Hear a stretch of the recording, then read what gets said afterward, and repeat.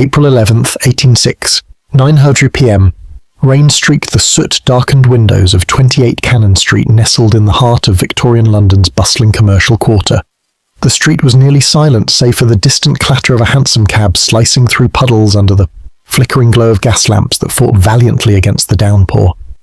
Their light danced across the tarnished brass plate reading, Messrs. Bevington Leather Sellers and Merchants, a firm rooted in tradition since Cent II. Inside the 4-story building, Sarah Milson, aged 59, and the long-time housekeeper sat beside the fire with fellow servant Elizabeth Lowe. They sipped tea from fragile china cups, savouring as a rare, peaceful moment. Below them, the showroom was secured, its leather goods locked away, the warehouse buttoned tight. Sarah, who knew every groan in the floorboards and every draft behind the curtains, had settled into her evening rhythm, but tonight something would rupture that routine. I hope everyone helps me with a like and a subscription, and don't forget to comment which country you are from. The clock chimed 9. Sarah had just finished sewing a tear in Elizabeth's apron and was flexing her chilled fingers when the shrill chime of the doorbell sliced through the room. She froze teacup halfway to her lips, then turned toward the grandfather clock as if to confirm she'd really heard it. "I know who it is," she said softly, her voice calm but sure. Rising, she straightened her collar, took a candle from the mantel and vanished into the darkened stairwell. Her footsteps echoed past Mr. Bevington's office and the shuttered showroom. Elizabeth stayed behind unfazed tradesmen, often called late. But the fire burned low, the windows trembled under the weight of the rain, and an hour passed with no return. Elizabeth called down once, then again, her voice growing louder, more urgent. Silence. Candle in hand, she descended. The stairwell seemed darker than ever. At the bottom, sprawled across the checkered tiles of the foyer, lay Sarah. Blood seeped from her skull, pooling into the grout, her candle shattered beside her. The wounds were brutal. Elizabeth screamed. When Inspector James Harvey arrived an hour later, the constables had already whispered about strange things at the scene. A 20-year veteran of the City of London Police, Harvey had seen his share of horrors, but this one lingered. The cause of death was clear: multiple blunt force wounds to the head, likely from a crowbar used for opening crates, one of which lay nearby bizarrely clean. Another was missing from the storeroom. But it was what surrounded the body that made Harvey pause. Sarah's shoes, worn but polished, had been neatly removed and placed side by side on the hall table, untouched by blood. "Why would a murderer do that?" he muttered. Stranger still, the gaslight. Sarah always lit at 8, like clockwork had been deliberately extinguished, not shut off at the source. Her keys were scattered down the stairs as if dropped in fright or surprise. Elizabeth's shaking gave her account: the bell, Sarah's eerie statement, the silence, and then the blood. But her final detail chilled Harvey to his core. When she'd finally thrown open the door to get help, a woman was already standing there. Cloaked in black rain dripping from her hood, she met Elizabeth's frantic plea with a cold, quiet refusal. "Oh dear, no, I can't come in!" And with that she vanished into the rain-soaked night, leaving behind only silence and a storm of questions. Chapter 3. Secrets of the Victim. As dawn crept over the soot-streaked rooftops of London, Inspector Harvey began peeling back the layers of Sarah Milson's life. What had seemed at first a straightforward case now unravelled into a tangle of hidden truths. Outwardly, Sarah had embodied Victorian virtue, faithful to her church, precise in her bookkeeping, respected by employers and neighbours alike. The Bevington family spoke warmly of her, calling her trustworthy, dignified and discreet. But beneath that polished exterior, shadows lurked. Born Sarah Bennet in 1807, she had married young, perhaps too young, to Thomas Milson, a charismatic but irresponsible man who eventually vanished. In a society where divorce was near impossible, his desertion left her in legal and social limbo. Desperate for stability and unable to remarry legally, Sarah made a fateful choice: she wed again under a false identity. To the world it was a second chance, to the law it was bigamy. She had reinvented herself, but that secret, carefully hidden for decades, had been unearthed by someone who used it against her, someone who might have silenced her for good. Chapter 4. The investigation begins. The City of London. Police mobilised swiftly.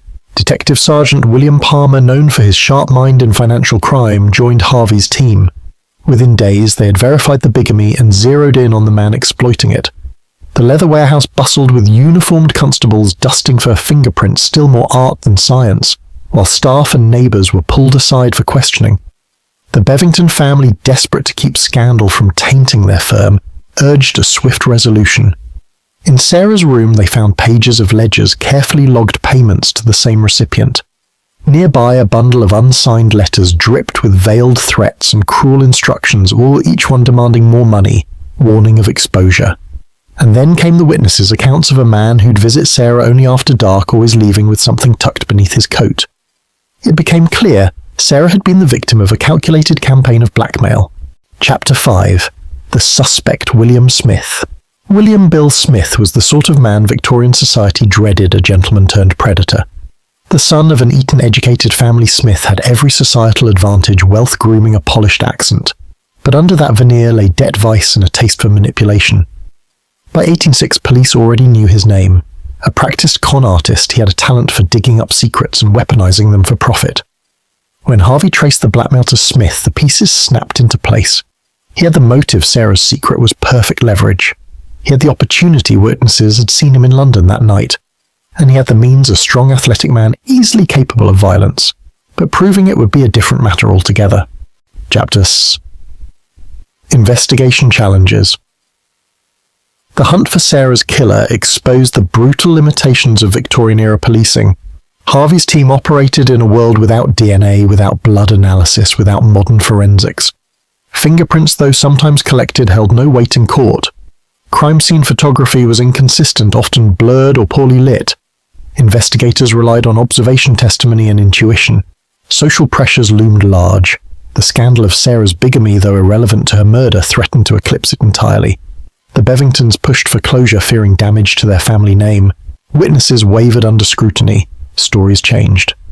And the mysterious woman Elizabeth saw that night, cloaked silent chilling, remained elusive despite canvassing and newspaper pleas. The weather too betrayed the case. Torrential rain had scrubbed the scene of any trace left outside, no footprints, no drag marks, no trail of blood. Worst of all, jurisdictional red tape slowed progress. Smith's known residence fell just outside city police territory, demanding delicate cooperation with authorities across the line. Chapter 7. Key Evidence Analysis. As the investigation deepened, the next chapter continues the unravelling of Smith's past, the physical clues left behind, and the final turn that might reveal whether justice would catch up with a gentleman gone rogue. Chapter 7. Key Evidence Analysis. The detectives zeroed in on several critical pieces of evidence, each more telling than the last. Their first major breakthrough came during a search of William Smith's lodgings in Sloane. There, tucked among his belongings, they uncovered clothing stained with what appeared to be blood. Though Victorian forensics lacked modern precision, police turned to the foremost chemists and physicians of the day. Under flickering gaslight and peering through brass microscopes, they applied rudimentary chemical reagents to test the fabric. The results were inconclusive but suspicious. More substantial, however, were the financial documents uncovered during the same search, ledgers detailing gambling debts threatening, letters from creditors, and proof of a lavish lifestyle that his known income couldn't possibly sustain. The portrait of a desperate man began to take shape. The most damning revelation came from an unexpected quarter. A pawnbroker, uneasy and clearly rattled, stepped forward. He confirmed Smith had pawned a locket, silver spoons, and a cameo ring matching items known to belong to Sarah Milson. Initially too frightened to speak, the man confessed that Smith had threatened him into silence. Guilt, he claimed, had finally won, and yet each answer birthed a new mystery. If Sarah's blood stained Smith's clothes, why were there no blood traces at the scene? And if he had taken her possessions, why hadn't they been missed in her room? Chapter 8. Expert Perspectives. The peculiarities of the Cannon Street case attracted some of Victorian London's most respected minds. Dr. Alfred Swain Taylor, a pioneer in the field of forensic toxicology, lent his insight to the investigation. Though blood analysis remained a scientific grey area, Taylor was able to confirm that no poison had been used. Sarah had not been sedated or drugged. Dr. Henry Leth, a leading authority in medical jurisprudence, examined the crime scene and offered theories suggesting the killer may have possessed anatomical knowledge given the precision of the injuries. Legal scholars too weighed in.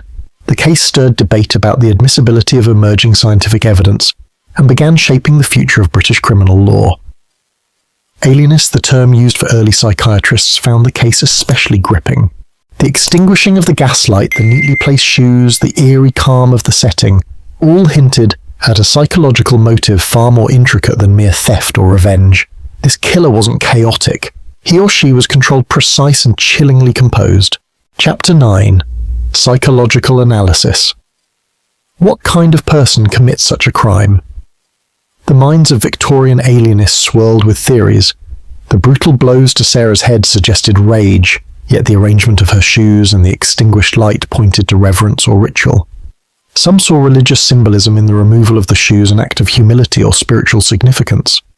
Others interpreted it as a display of familiarity, perhaps even affection.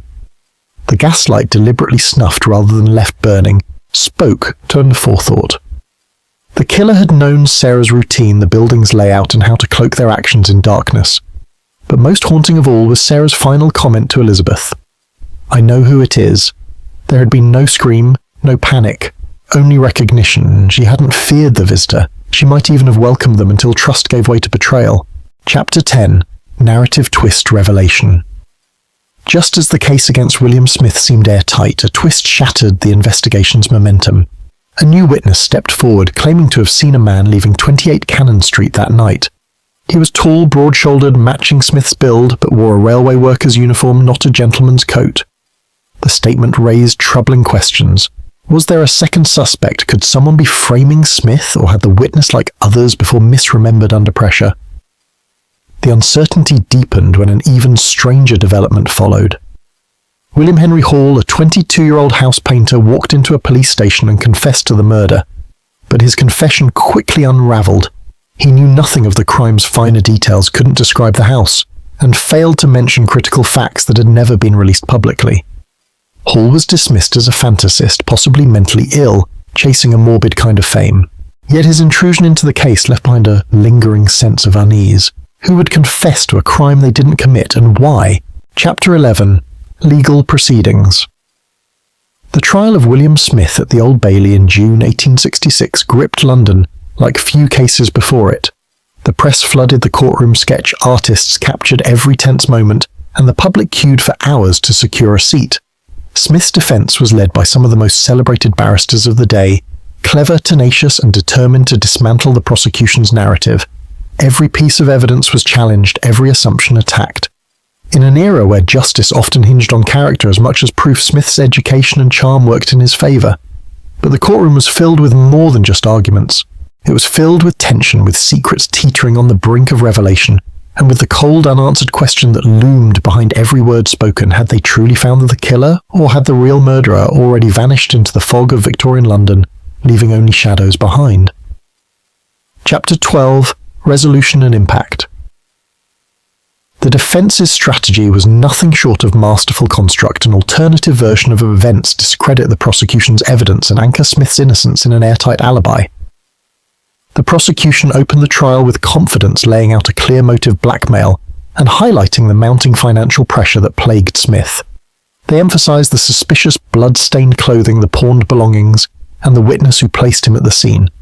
Gentlemen of the jury, the prosecutor declared, we shall prove that William Smith, driven by desperation and greed, committed this heinous act to silence his victim forever.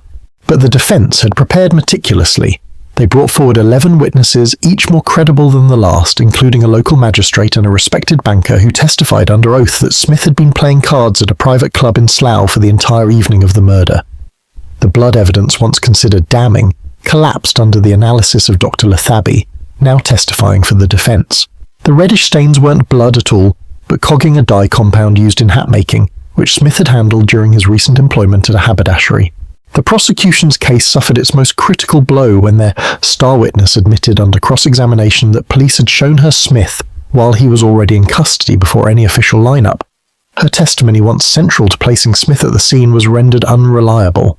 After only a few hours of deliberation, the jury returned with their verdict: not guilty. The foreman's words echoed through the silent courtroom. Smith's shoulders sagged. His family wept. Judge Baron Bramwell offered a rare judicial comment that would become etched in British legal history. It is due to the prisoner to say he leaves this court without a stain upon his character. Yet the verdict left a void. If Smith was innocent, then who had killed Sarah Milson? The police, embarrassed by their mishandling of evidence and witness procedures, gradually withdrew from the case. No further arrests were made. Still, the trial left a lasting mark. It prompted reforms in police conduct, especially regarding how witness identifications were handled. It exposed the fragility of early forensic science and signaled a turning point in criminal defense strategy. But for Sarah Milson's loved ones, justice was never served. The truth, it seemed, had slipped through their fingers like the rain that fell the night she died. Chapter 13, Epilogue, Current Status. Today, the address once known as 28 Cannon Street is gone, erased by time, its bricks replaced by glass steel and the daily churn of London's financial engine. The Bevington leather business, which once stood as a proud monument to tradition, shuttered in the 1960s, but the mystery it left behind remains. The case file, MEP 381, rests quietly in the National Archives at Kew, available to researchers and enthusiasts who still seek answers in its yellowing pages. Historians have combed through the transcripts, letters, and sketches, proposing theories, analysing details, and chasing shadows. Who was the cloaked woman on the doorstep? Why were Sarah's shoes removed and placed so carefully? Was the murder truly personal or merely a cover for something deeper? In death, Sarah Milson became far more known than she ever was in life. Her story has persisted for over a century and a half as a chilling reminder that beneath the prim exterior of Victorian life were secrets, betrayals, and violence the drawing rooms dared not mention. Today, few pause at the spot where 28 Cannon Street once stood. Londoners rush by unaware of the quiet housekeeper whose life ended there one stormy April night in 1866. But for those who know the tale, the questions remain. Who killed Sarah Milson, and why did they leave behind such a strange and unsettling scene? The Cannon Street murder, a Victorian mystery that endures. Some secrets, it seems, are buried too deep to ever be truly uncovered. If you were captivated by this case, subscribe for more haunting mysteries and forgotten true crime stories from history that still whisper through the fog of time. Thank you everyone for watching the whole video. Please like and subscribe to watch more good videos.